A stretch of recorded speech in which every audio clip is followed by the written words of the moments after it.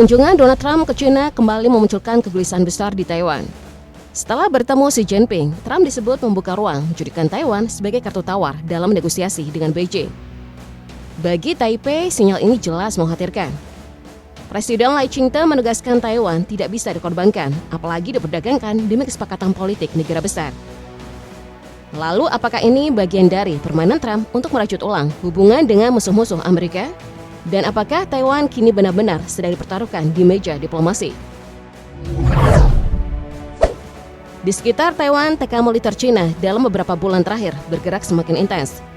Hampir setiap hari, ratusan jet tempur dan puluhan kapal perang terpantau beroperasi di dekat pulau itu, menciptakan suasana siaga yang terus-menerus. Namun yang lebih berbahaya bukan hanya jumlah armadanya, melainkan perubahan pola latihan Beijing. Aktivitas itu kini tidak lagi terlihat sebagai pamer kekuatan biasa, tetapi mulai menyerupai latihan blokade laut, stimulasi serangan rudal, dan operasi pengepungan. Banyak pengamat menilai China sedang mengukur seberapa cepat Taiwan bisa diisolasi sebelum dunia, terutama Amerika, sempat merespon. Tekanan itu juga berjalan di ruang yang tidak terlihat. Beijing memperluas perang intelijen dan informasi, mulai dari infiltrasi jaringan militer, rekrutan mata-mata, penyebaran disinformasi, sampai operasi psikologis untuk merusak kepercayaan rakyat Taiwan terhadap pemerintah dan militernya sendiri. Menjelang pemilu lokal Taiwan 2026, media sosial, kecerdasan buatan, dan serangan cyber diperkirakan akan dipakai lebih agresif. Jika perang benar-benar pecah, langkah pembuka China kemungkinan berupa strategi saturasi, serangan rudal massal, operasi cyber, dan serangan anti-satelit dilakukan bersamaan untuk melumpuhkan pertahanan Taiwan, sekaligus memperlambat respon Amerika Serikat.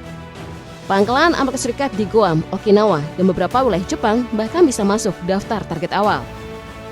Setelah fase itu, Beijing memiliki beberapa pilihan. Invasi darat besar-besaran memang menjadi skenario paling ekstrem. Namun, banyak analis melihat opsi yang lebih mungkin adalah karantina maritim terbatas. China tidak perlu langsung memulai perang total, cukup menguasai jalur pelayaran dan pelabuhan utama Taiwan. Dengan cara itu, Taiwan ditekan perlahan secara ekonomi, psikologis, dan politik. Jika isolasi berlangsung lama, sementara Amerika terlihat lambat atau ragu, Beijing bisa berharap reunifikasi dipaksakan tanpa harus melakukan invasi penuh. Secara resmi, Taiwan memang belum ditinggalkan Amerika. Namun bagi Beijing, yang dibutuhkan bukan kepastian, melainkan celah keraguan dari Washington. Selama beberapa dekade, keamanan Taiwan berdiri di atas asumsi besar. Jika China menyerang, Amerika kemungkinan akan ikut turun tangan. Kini asumsi itu mulai goyah. Setelah pertemuan Trump dan Xi Jinping di Beijing, posisi Amerika soal Taiwan justru terlihat makin abu-abu. Perubahan adanya tampak jelas ketika Donald Trump berbicara di Fox News. Ia menegaskan tidak ingin Taiwan mendeklarasikan kemerdekaan secara resmi, sekaligus menyatakan Amerika tidak mau terseret perang jauh dari wilayahnya hanya karena krisis di Selat Taiwan. Bagi Beijing, pernyataan seperti itu terdengar seperti pintu yang mulai terbuka. Kesan itu semakin kuat saat Trump mengaku belum menentukan apakah penjualan senjata besar-besaran ke Taiwan akan terus dilanjutkan. Bahkan, ia memberi sinyal bahwa isu senjata bisa dipakai sebagai kartu tawar dalam negosiasi dengan China. Bagi sebagian orang, kalimat itu mungkin terdengar biasa. Tetapi bagi Taiwan, itu sinyal bahaya.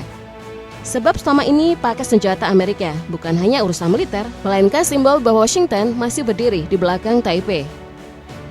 Pemerintah Taiwan berusaha menampilkan ketenangan.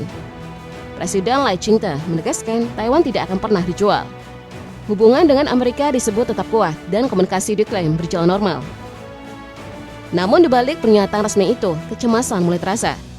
Jika Washington benar-benar menjaga jarak, Taiwan bisa berada sendirian di garis paling depan. Di tengah tekanan China yang makin besar, Taiwan justru menghadapi keretakan dari dalam. Ini masalah klasik yang sering melemahkan negara demokrasi saat krisis besar datang. Pemerintah dari Partai Progresif Demokratik ingin mengambil sikap lebih keras terhadap Beijing. Namun oposisi Kuomintang memilih jalur yang lebih hati-hati, bahkan cenderung menahan eskalasi dengan China.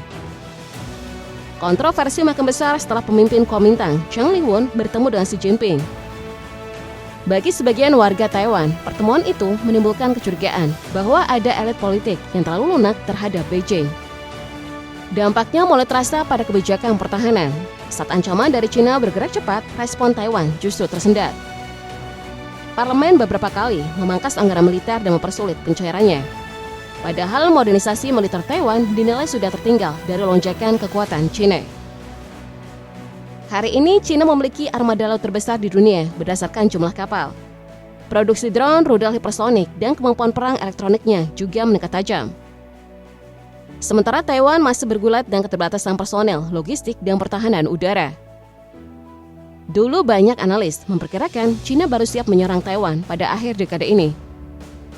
Namun perkiraan itu mulai bergeser. Militer China berkembang lebih cepat dari dugaan barat. Latihannya makin realistis, operasi gabungan laut dan udara makin sering, dan pasukannya semakin terbiasa mengepung Taiwan hampir setiap bulan. Jika suatu hari Beijing benar-benar bergerak, dunia mungkin terlambat menyadari kapan latihan berubah menjadi operasi nyata. Di sisi lain, pelindung utama Taiwan selama ini adalah ekonomi dan industri chipnya. Dunia sangat bergantung pada semikonduktor Taiwan. Tetapi investor mulai sensitif terhadap resiko perang. Jika jaminan keamanan Amerika melemah, tekanan ekonomi terhadap Taiwan bisa ikut membesar. Dan Beijing paham, sebuah negara tidak selalu harus dihancurkan dengan peluru. Dari sisi waktu, situasinya juga sedang berpihak pada China.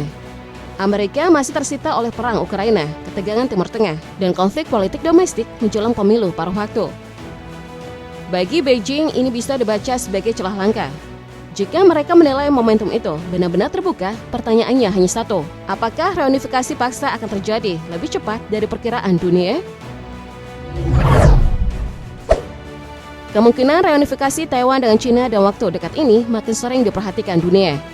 Bukan hanya karena ambisi Beijing semakin terbuka, tetapi juga karena keseimbangan kekuatan di Asia Timur sedang berubah cepat. Dari kacamata Beijing, jendela kesempatan seperti ini mungkin tidak terbuka dua kali. China melihat Taiwan, Jepang, dan jaringan sekutu Amerika di Asia Timur sedang berlari memperkuat militernya. Jika terlalu lama menunggu, harga politik, biaya perang, dan resiko intervensi bisa menjadi jauh lebih berat. Itulah sebabnya, sebagian analis menilai Beijing punya alasan untuk bergerak sebelum macan Asia benar-benar siap. Jepang misalnya perlahan meninggalkan sikap pasifis yang selama puluhan tahun melekat pada identitas negaranya. Anggaran pertahanan dinaikkan, kemampuan serangan balik diperluas, aturan ekspor senjata mulai dilonggarkan, dan Tokyo makin terbuka berbicara soal keamanan Taiwan. Bagi China, perubahan ini jelas berbahaya. Jika konflik pecah, Jepang bisa menjadi pusat logistik dan dukungan militer Amerika Serikat di kawasan. Sementara dari Washington, sinyal yang datang justru semakin tidak pasti. Donald Trump berkali-kali menyatakan tidak ingin Amerika terseret perang jauh demi Taiwan. Ia bahkan membuka kemungkinan menjadikan penjualan senjata ke Taipei sebagai alat tawar dengan Beijing. Ambiguitas seperti ini sangat berharga bagi China. Amerika juga sedang memikul banyak beban sekaligus. Perang Ukraina belum selesai, ketegangan Iran terus naik, dan politik domestik makin panas menjelang pemilu paruh waktu Kongres. Kondisi ini membuat ruang gerak Washington terlihat semakin terbagi. Di saat yang sama, persediaan rudal strategis Amerika dilaporkan mulai terkuras akibat konflik panjang. Dalam kondisi seperti ini, Beijing bisa membaca satu peluang besar. Respon cepat Washington terhadap Taiwan mungkin tidak lagi sekuat dulu. Mungkin karena itulah dalam beberapa bulan terakhir, gerakan China di sekitar Taiwan terasa semakin tidak biasa, lebih intens dan lebih sulit dibaca. Pertanyaan utama dalam krisis Taiwan bukan hanya apakah China akan menyerang. Yang lebih menentukan adalah apakah Taiwan sanggup dan mau bertahan bila tekanan datang tanpa kepastian bantuan langsung dari Amerika Serikat. Selama bertahun-tahun, pertahanan Taiwan berdiri di atas satu asumsi besar. Jika perang benar-benar pecah, Amerika dan para sekutunya akan datang membantu. Namun sikap Donald Trump yang semakin ambigu mulai membuat keyakinan itu goyah. Di dalam negeri, publik Taiwan juga tidak lagi sepenuhnya satu suara. Ada yang mendukung perlawanan penuh demi menjaga demokrasi dan identitas nasional. Tetapi ada pula yang takut perang justru menghancurkan ekonomi, termasuk industri semikonduktor yang sama ini menjadi tulang punggung kekuatan Taiwan. Beijing sangat memahami celah keraguan ini. Karena itu, China kemungkinan tidak langsung memilih invasi besar yang mahal dan berisiko. Tekanan psikologis, blokade ekonomi, dan perang informasi bisa menjadi jalan utama. Targetnya bukan hanya mengalahkan Taiwan secara militer, tetapi membuat rakyatnya percaya bahwa melawan sudah tidak lagi mungkin dimenangkan.